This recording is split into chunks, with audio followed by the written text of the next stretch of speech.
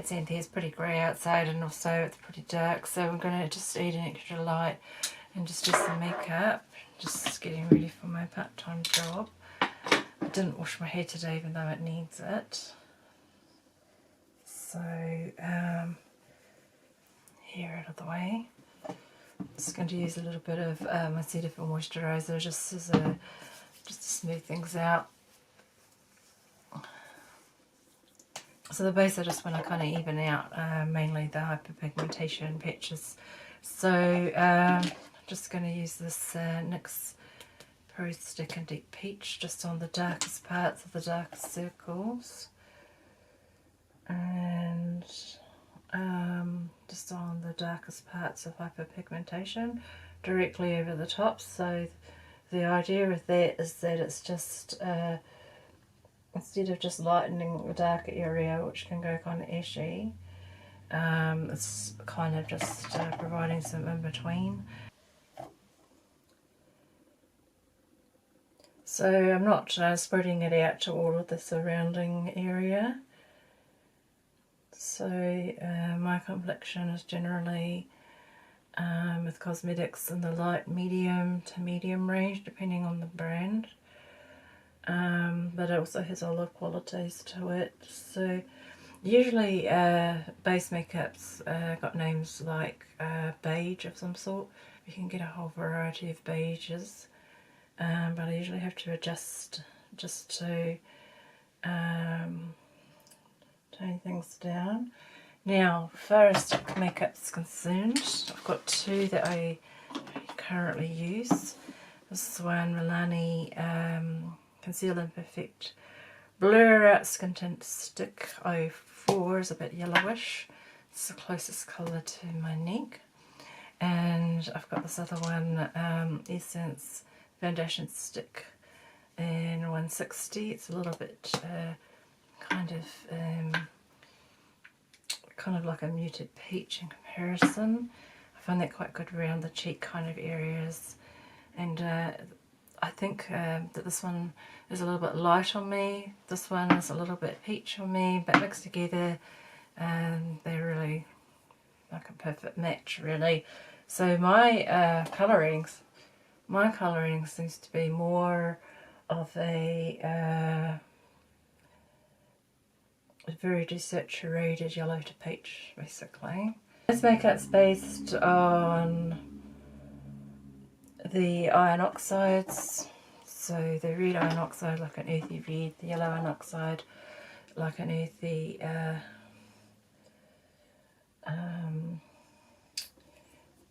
yellow iron oxide like an earthy yellow. So I just find that, you know, putting a bit of both generally, and then just sort of blending it out with a buffing brush. Now, I do think that using this kind of product with my combination skins, I have normal to dry cheeks and oilier T-zone. I do think that it ends up looking a little bit shinier, especially around here later in the day. I do think that the liquid foundation generally can give a, you know, a longer lasting result. Now, I did go and waste my money recently on a liquid foundation that I didn't realise had lots of alcohol in it as a primary ingredient. So I think this might have been a reason why my skin broke out, which is very rare for me. So I'm just not going to use it. It's a bit of a pity really, because again, when I mixed one that was a bit yellowish and a little bit light on me, mixed with the one that was slightly peach but muted, it seemed to go well. So anyway, it's just, it was on special, but it's still, it's disappointing when something doesn't work. Now with this one here, it says it's a conceal as well. I think cream products can be a little bit heavy under the eyes, but we're just going to try a little bit anyway. Just a little bit.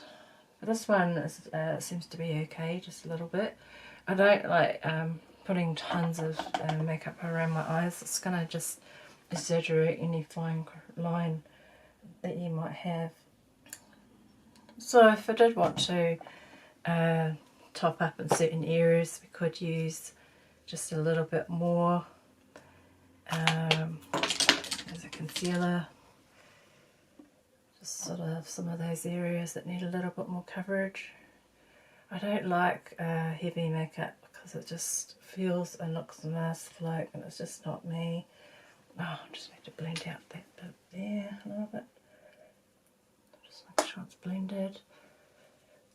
I honestly think that applying a little bit of liquid or the sticks takes about the same amount of time, to be honest. So anyway, now I currently only own 2 powders, so I'm going to go for the banana one today, which is a bit more finely milled, I think. And just going to find a little fluffy brush. Just put a little bit around the eyes, and then use a bigger brush. Just use a little bit.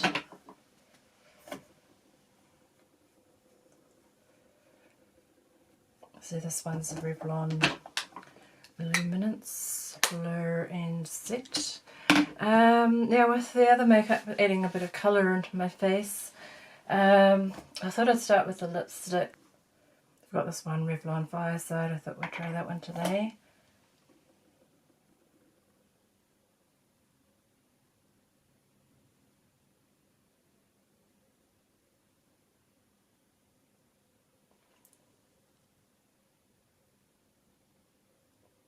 When I dab my lipstick, rather than swiping it, it puts a little bit less on. I'm just going to try and warm it up a little bit. I'm going to mix it with another red. This one's called Wild Saffron by Revlon. I'll just show you the difference.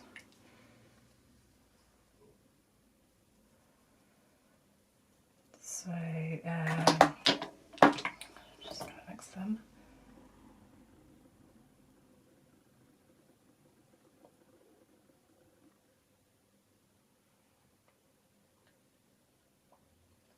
So layering the mixes them. I've got these 2 cream blushes here. This one's Rimmel Multitasser Blush and Brush. It's in something suede. What was it? Nearly suede? Strange name, but anyway. I thought I'd put it sort of a bit like a highlighter around here. It's got a little bit of shimmer in it. Has got a little brush that you can use. It's a pretty dense little brush. And then I'm going to apply a little bit of a deeper red brush. This one, Milani by, it's a cream blush, Merlot Moment. So just put a little bit of that. Now the ingredients in this one, when I looked it up, is the Earth Reds again, plus extra red. I don't want to go too overboard, so I'm not want to put too much blush on. To be surprisingly little, so all I went was like that, so it's not much. If you want to check, you can just dab it on your hand. I like to put a little bit across my nose and a little bit down there just to balance. Now my hair is going to cover my forehead, so I don't usually do much with my forehead.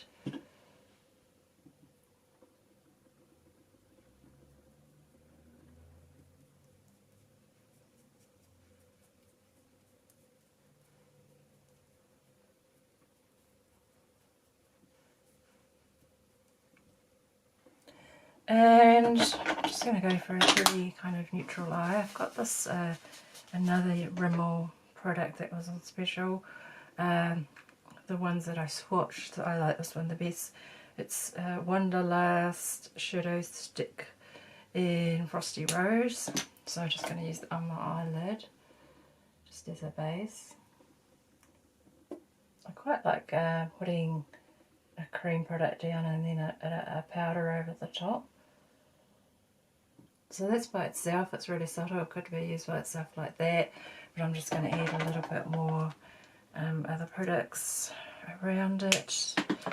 So we're going to go for just some browns and then maybe a little pop of green.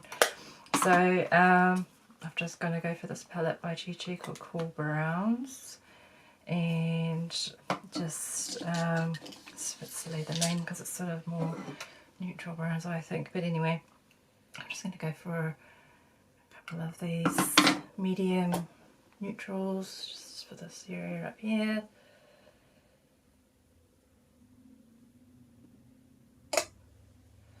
And then I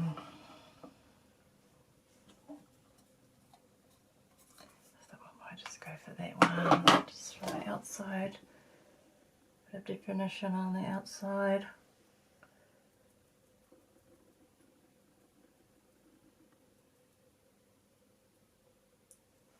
You can actually use that underneath as well, or a bit like an eyeliner, just use an angle kind of brush.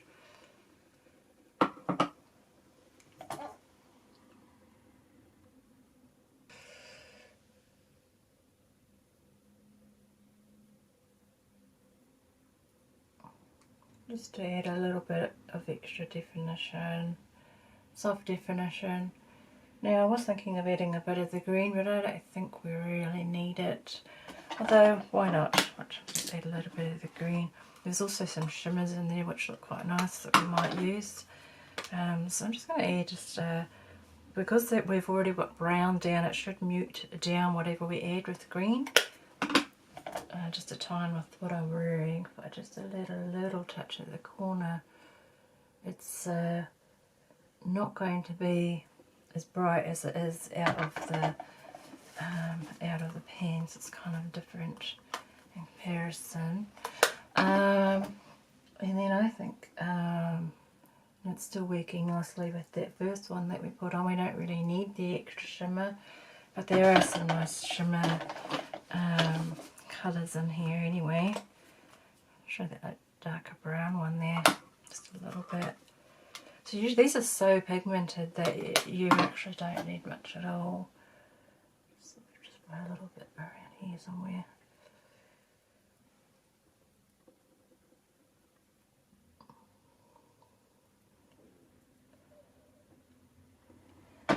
Right, I think we're just going to leave it at that, and maybe I'm just going to apply a little bit of, which one will I go for? Oh, tummy, excuse my tummy if you can hear it making noises. I'm going to go for that slightly rosy one there. Just a little highlight there. Right, I probably overdid my eyes, but anyway, let's just blend out with a fluffy brush. So we just want to soften, make sure there's no harsh edges.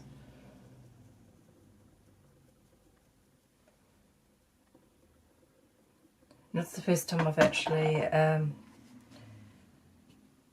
tried eyeshadow, powder eyeshadow over the top of this one. So it does tend to, I found, intensify the colours a little, well, just goes on a little bit more obviously. And then we're just going to finish off with a little bit of mascara. I only use brown mascara these days, so this is Xanthe brown tubey mascara, which looks almost black at first glance, but it's actually brown.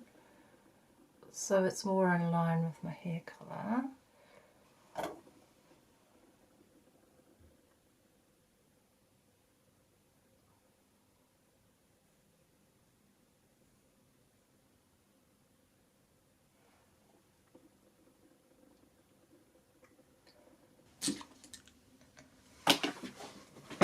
Right, I won't bother doing my brows other than just giving them a little bit of a comb. If we want to set our blush to make it last longer, I can use a little bit of powder over the top. That's what I find works best. So just using a little bit. Just make sure we haven't got too much so we don't end up with patches. Just a little bit over the top. Doesn't need much. Now, I'm just going to take my hair down and check my lip colour.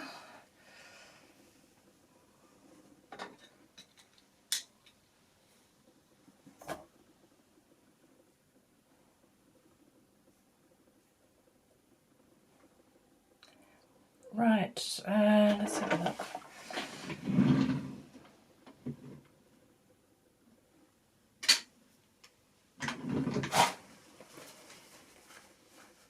I'm just going to put a little bit of this one here. It's a lip serum honey peach by nature on its own. It's not really anything for me, but it's a little bit like a tinted lip balm.